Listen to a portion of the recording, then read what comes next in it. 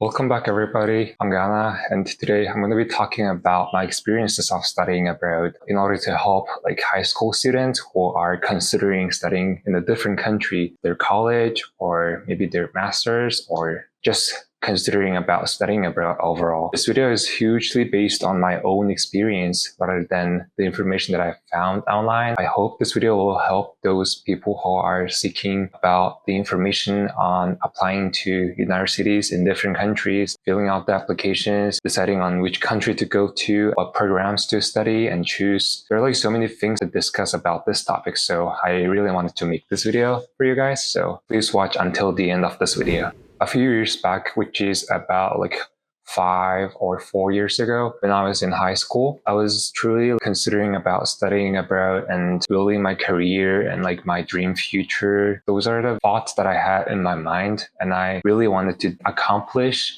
so much in my life in the future and accomplish so many things before college, and wanted to get into a really good college abroad. This is primarily because when I was in high school, there's a cliche understanding, if your parents are super rich or unless you're a really exceptional, really good student, then you'll be able to study abroad. But if your family is just an average family, and then if you're just an average student in your class, then I thought it was almost not possible to study abroad because there will be so many difficult factors that can truly affect your experience of studying abroad. So that's what I was thinking when I was in high school. And when I was in my sophomore year of high school, I actually decided to research more about study abroad programs and how people went study abroad programs before. And I was watching so many videos on YouTube, and I was going through so many posts on Facebooks and blogs about people studying abroad, especially from my country, Mongolia, how Mongolian students are applying to different universities around the world. And that was kind of research. And I was also reading their advices applying to universities, and that was pretty useful in my opinion. Besides those online resources, I was also participating actively in so many different kind of programs designed for high school students and prepare them for college applications and college life. So I participated 2-3 programs. All 3 of them really helped me a lot with my application, since I was also planning to apply to mainly US college universities. Their application process is a little bit different from countries. For example, I was also applying to Korean colleges and universities, and I was also applying to a different college around the world and mostly in the US. But application processes, they're kind of a different format. The formats for them is a little bit different. For example, US college, you have to use Common Application. The Common Application is a platform that you can apply up to 20 colleges. I'm not sure if it's 20 still now or it's higher than that. The limit was 20 colleges that you can apply, maximum 20 colleges. That's still too much. That's still too many colleges. When I was applying, I applied to 12 colleges, I guess. The Common Application, you put all your information on the platform, and then you put your personal essay, personal statement, which is 600 words. And there used to be 7 prompts the year that I applied. And then there will be supplement essays for each school, individual supplement essays that why you fit into that school. And then there will be additional informations and extracurricular activities that you guys have to fill in. So I will be talking about those stuff more detailed in a different video. I think I will make a video about Common Application separately from this video. So this video will be more about general information and fundamentals of considering study abroad programs. So first off, let's define the reason why you want to study abroad. So there may be so many reasons that you wanted to study abroad. So first of all, you might want to immerse yourself in a different culture. For example, you might be really excited about a different culture, a different specific country, and then that's the reason why you wanted to study abroad. That's still pretty a solid reason to study abroad. We also have to consider so many different factors in order to choose the best option for yourself. For example, you might be thinking about if you an American culture, oh, I want to go to US and study, without really thinking about other factors that can also shape your study away experience. For example, one of the most simplest factor is the weather. If you don't winter, for example, then you might want to choose warmer states in the US. So that's the simplest example that I can think of.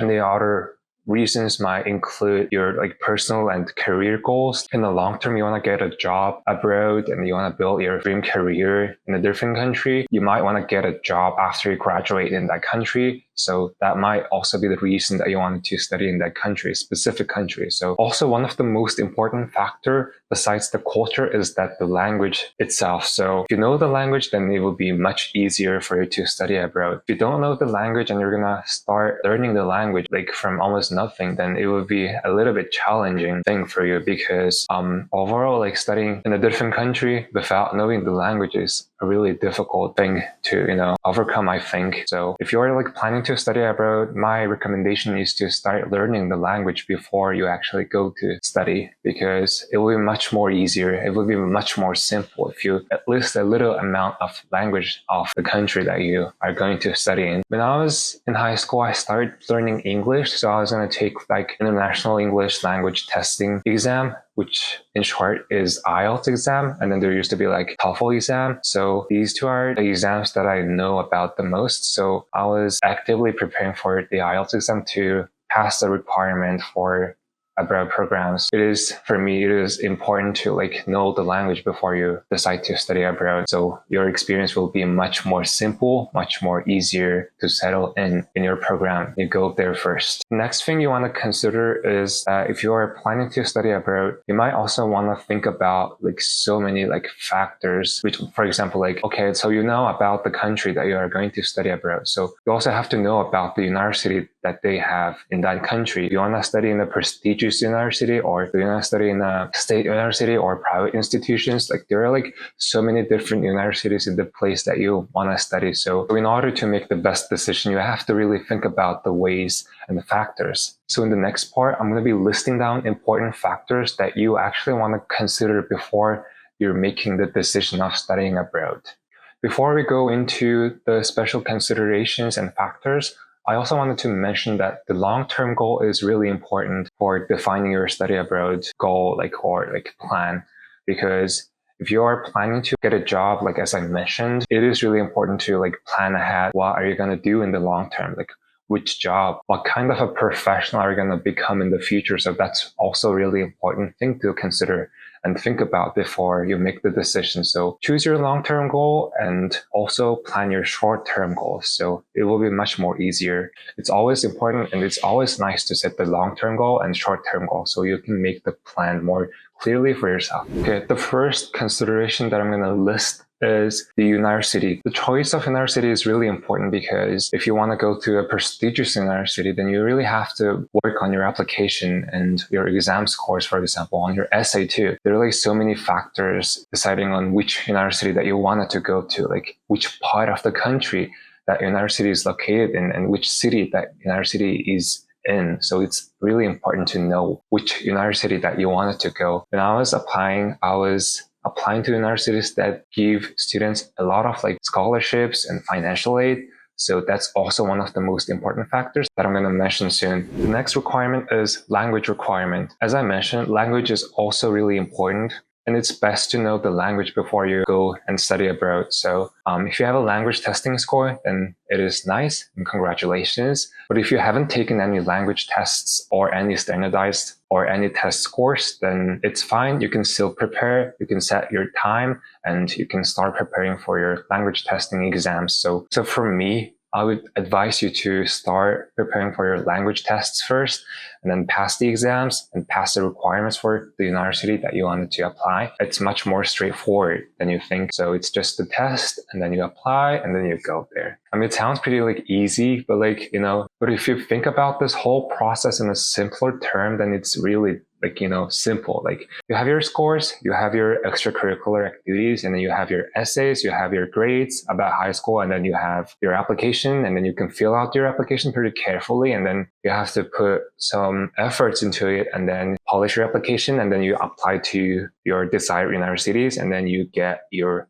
acceptance letter, and then you might get admitted. But it's also really like uncertain process, because there might be times that you might get rejected from your desired program, but don't worry about it because you will still have time to, apply, and you will still have, more opportunities to come. So don't be disappointed by your rejections.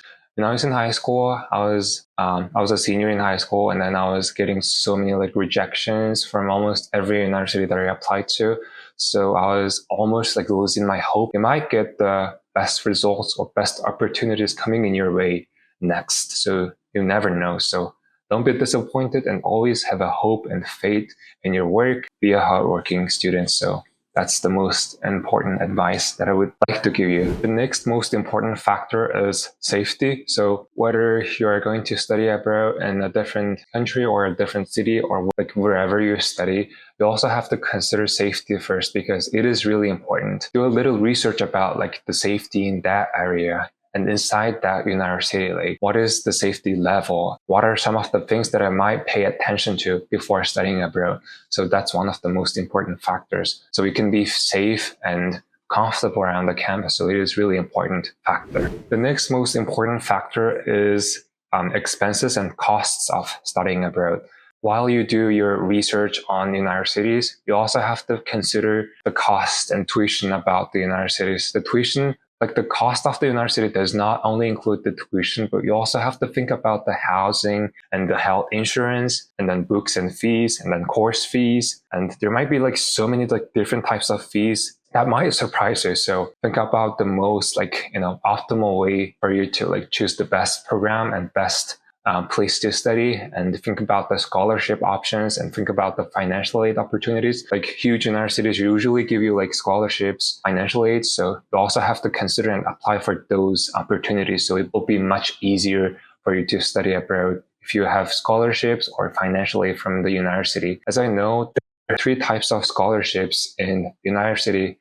In the US college, for example, there will be like need-based financial aid, which is calculated financial aid based on your family's earnings. And the next one is merit-based scholarship, which is based on your achievements. And then the last one is like a full ride scholarship. You can get covered by your university for all the costs of your education, and that's pretty cool. So you also might don't want to miss those opportunities. So I would recommend you to do the research more and more so you can find good opportunities like them. The next thing is culture and people and tradition about the country that you are going to study in. You have to be really specific about the certain culture or like the language aspect or like a kind of like people that you want to get yourself immersed in. So it's really important to who you want to surround yourself with. So it's really important to consider this factor. And then the last but not least, after graduation opportunities. So think about what you're going to do after you graduate from that university. For example, if you're graduated from an university in the US, like what are you going to do with your degree and what you're going to do with your education that you have learned and gained throughout your college years? Like what are you going to do with that, and what career plans do you have? What long-term goals do you have? What's your like most ideal career plan? So think about those opportunities and think about the paths and careers that you are going to pursue in the future. So it's your long-term goal. You also have to decide from a very early on. So it might be really useful and helpful when it's the time that you actually have to search for jobs, or when it's the time that you're actually going to graduate college or the educational institution that you are studying. So it's really important to know what you're going to do afterwards. And that's really important stuff. Now let's talk about college applications. How are you going to find them and how are you going to apply to your college applications by yourself? You can go online and search for your university website. And if you go to that website, then you will be able to find like the application form that they're gonna ask students to fill out to enroll in their university. Be sure to find and do the research about the university and find the application links. Usually they're on their official websites. And application format is usually the same across all the universities. There'll be like a part that you have to put your high school grades and middle school grades if it's required. And then there'll be like a part where you have to put your personal essay or like a motivation letter, or where you have to put all your like achievements throughout like high school and like middle school, your skills, and then your extracurricular activities, what you were doing in high school. Like all the necessary information about you can be inputted on those websites. For example, when you're writing about your extracurricular activities, like what to write, and how are you going to show yourself to those university admissions councils? Like, how are you going to show yourself more uniquely, and how are you going to show your passions about studying in that university, and why are you a good candidate to be considered as one of the new accepted students of the new class in that university? So it's really important to know how you write your application and how you fill out your application is important, and be really considerate about that. Next, I want to talk about the language. I mean, honestly, I've been studying English since middle school or elementary school, but it's always been a difficult part where you have to do the grammar stuff and where you have to speak. And then when I try to speak, I can't even form a sentence. So it was so difficult for me to start speaking English. And besides that, I was also preparing for the exam, as I mentioned. So it was also really challenging for me to prepare for the exam by myself. I was using online resources. There are so many resources that you can use, which I'm gonna mention in a separate video. And there's also a video about how I learned English in my YouTube channel. So you guys also wanna check that video out. I would recommend you guys to start as early as possible, so you might have more time to prepare, more time to think about, and more time to reflect on your learning. Okay, I hope you guys found this video useful, and I tried to mention as many things as possible. I'm gonna end this video here, and then in next few videos I will be talking more about the details on filling out the college application forms and learning English. Please stay tuned. I will try to put more helpful videos on my YouTube channel besides studying abroad, because there are so many interesting things that I wanted to talk about on my YouTube channel. So I will try to be more active on my YouTube channel from now on. Be sure to subscribe my YouTube channel and like the video if you found this video helpful, and see you next time. Bye.